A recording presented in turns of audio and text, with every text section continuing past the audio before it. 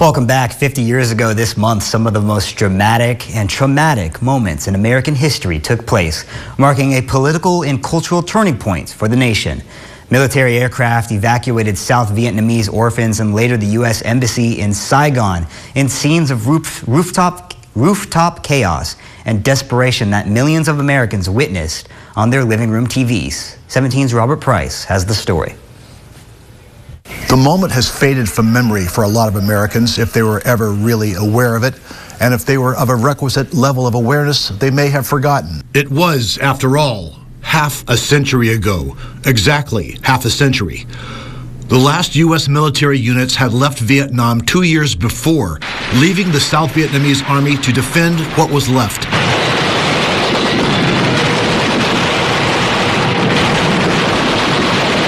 In over a decade of fighting, some 58,000 U.S. troops had been killed, along with 200,000 South Vietnamese troops and more than 1 million North Vietnamese soldiers and Viet Cong irregulars. Civilian deaths approached 2 million.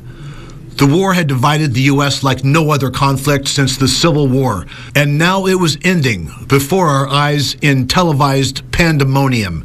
Louis Vega, a semi-retired Kern County Superior Court judge, was a door gunner on an Army attack helicopter. I'm glad I wasn't there. I just can't imagine feeling that impending doom and trying to get out of there, trying to be the last person out of there alive, and hearing the explosions of the oncoming North Vietnamese army. I mean, it was chaos. The last unit, the embassy guards, how they were stranded at the top of a roof and they weren't sure they were going to get out of there alive. So it was sad. It was sad to see what the war had come to, and all the money that we'd put into it, all the material, all the guys that lost their lives. Ed Budney was a visual combat tracker, wounded 4 times on a mission 4 months into his deployment, twice by enemy fire, twice by friendly fire. The war's ignominious end stays with him. Did we lose it? I think we all knew we could win. We weren't attacked. It's not like a 9/11 where we had to retaliate. Did we win? I don't know. A sense of relief tempered the frustration for opponents of the war. Eddie Lane participated in protests. Finally.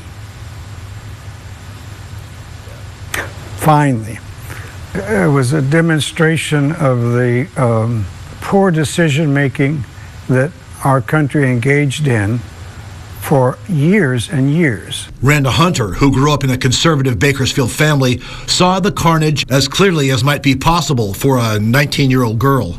We thought that the government knew what it was doing, stopping communism. And then, 7 years later, the chaotic pullout.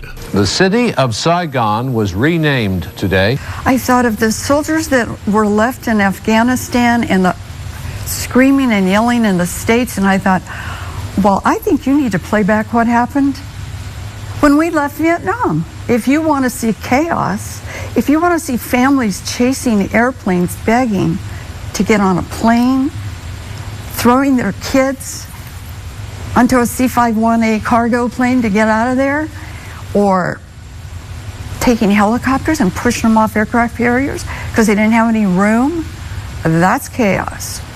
That was abandonment. Look at the mistakes that have happened. Let's not repeat them.